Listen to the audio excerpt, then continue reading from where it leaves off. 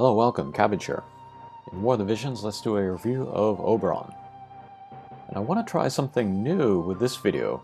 I wanted to kind of show just like top-line thoughts about him, sort of the most important things to take away from looking at his unit. And I'm also doing this for me, just to remember that I should talk about all of this stuff. Don't want to miss any of this. But the most important points about him are he has various breaks and imperils. He has a magic and physical barrier, big AoEs, long range. He is a self-contained unit, and he is possibly the attack-scaled Helena. And then if you look at the first four, Helena kind of has all of those things too. That's part of the reason why I compare him to her.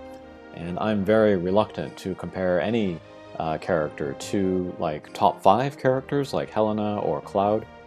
I heard some people comparing Halloween Federica to Cloud.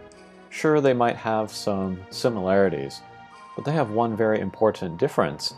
Cloud will warp the meta, Halloween Federica will not.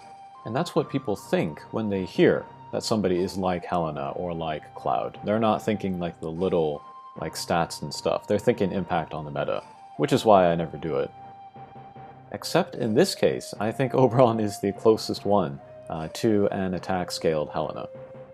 He won't be quite as good as her, I think mostly because he is Earth Element, which is not as versatile as Dark Element, and then he doesn't have a Dwayne to really enable him. But that may already exist in Global with Zazan, and that will definitely exist with the release of Noctis. Noctis kind of pushes Oberon into overdrive. Well, let's head back to the first point, various breaks and imperils. He has like element imperils, both for just Earth and then also for all elements. He can break like pierce resistance and stuff, so he has ways to get damage in there. One thing he does not have is barrier break, but Noctis has that, so Noctis covers him there. Next is a magic and physical barrier. This is just a TP skill in his main job. It's not on his Trustmaster like with Helena. This is good and bad. The nice thing about Helena's Trustmaster is that you can equip it on other guys, and then give that very powerful barrier skill to other units. But the nice thing about Oberon is that he has more freedom to use the Trustmaster that he likes. And I've never really used AP Refresh with him. If he does have that, I find that he uses it before the barrier, and I really like the barrier on him. I'd rather that he have that instead of AP going into battle. And he usually gets the job done before he runs out of AP, so I feel like he needs bells less than other characters. Alright, next is big AoEs and range. Very important for top tier attackers, and he has that. Okay, next point is self-contained. What I mean by this is that, especially if you have the Elafikaris, Vision Card, and Esper, then that's kind of all the buffs that Oberon needs, and so that makes him very easy to put into other teams with other elements. So you could put him on a light team like Engelbert Jaden and then Oberon. That would be a super strong team. You could put him with Megamont and Classy Glassy. That would be a super strong team. You could put him with Helena and Dwayne. That would be a super strong team. And I've said this before, but cost 100 units, they have an easier time of splashing in other teams, in other elements. And he definitely fits that bill. That's part of his value. He's just so versatile. Okay, let's head over into the stats screen. He has the move 3, jump 4, so very mobile there. Here's the Trustmaster. I don't use this very much actually, but it's an armor, decent HP, both defense and spirit. That's nice, and then some critical.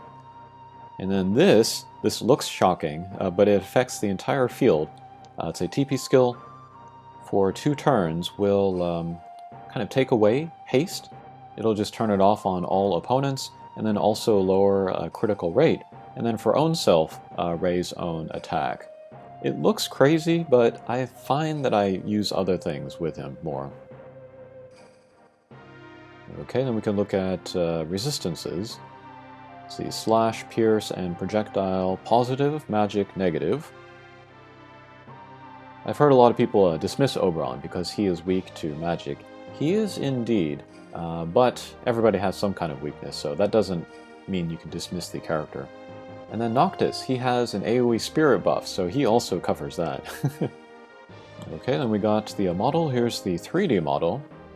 He is a dork, and that's part of the reason why I like him. If they had a skin where like he was wearing a helmet, I would immediately put it on and then never take it off. Part of the reason why he's fun to use is because he does look like a dork. Alright, and then Jobs, it's got the purple, Dragon King, Viking, and then Nightblade. I think I mostly use the Dragoon sub-job, but they're all good. Alright, we'll look at the skills in any case. Okay, main job. Here is a jump skill. Will break, pierce resistance, and then do medium damage. Next, this is super interesting. This is a 2-hit attack for this very unique AoE, and then has a chance to stun. There are some story quests where he is the only one that can clear that story quest in one turn, so that would speed up your farming. Super niche case, but something interesting to keep in mind. Okay, here's the self buff for the barriers. 3 hits, and then we'll go against all damage, physical and magic. This is super good for him, and I rarely see him go down before his barriers go away, so he can last a little while. But against like barrier break, magic, he is weak especially. And then also raises his own pierce attack. It does have a casting time though, so that's something to be aware of. Okay, here's a straight ahead attack, small damage, piercing, and then has a chance of stop. He uses this a lot, and even though it says small damage, it does pretty good damage. Okay, here's an AoE buff. Will raise critical evade, and then also area of effect resistance up. I generally have this turned off. If I need him to like hang back, if I need to like influence the movement in the beginning of auto battle, I might turn this on. Alright, another straight ahead attack, big damage, Lightning Slayer, and then 100% hit. So yeah, that's all nice stuff there. Okay, Dragoon subjob. Self buff, jump and move +1, I have that turned off.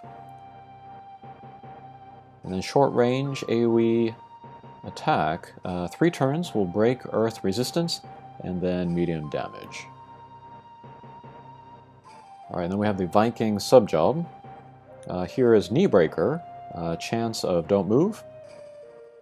Self buff to raise attack and defense, lower evade, that's pretty good for him. War Cry, buff brave.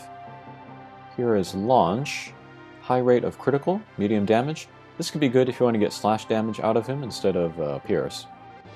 And then Killing Axe, AoE attack with Maneater. And then Nightblade, this also has slash attacks. Drain AP might be good for PvE. Spinning attack, big damage. Another AoE buff. This will raise a slash attack and then also give defense penetration to self. Stun blade, small damage, chance of stun, and then double resist, raise the pierce and projectile resistance. I don't think I'd ever use that. Okay, support abilities. Viking, HP and attack up. Nightblade, attack, accuracy up, evade down. He doesn't really need evade. And then we have the projectile resistance from Viking. Attack and then defense penetration up. I don't know why I don't have that equipped.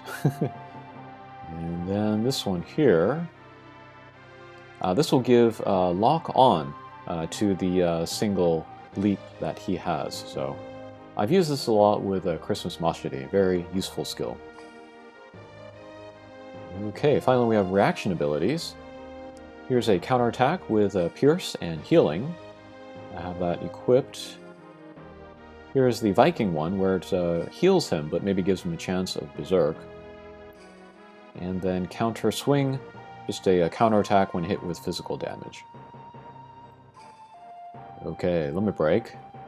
Long range, a little bit of AoE, will imperil all resistances, and then do great damage.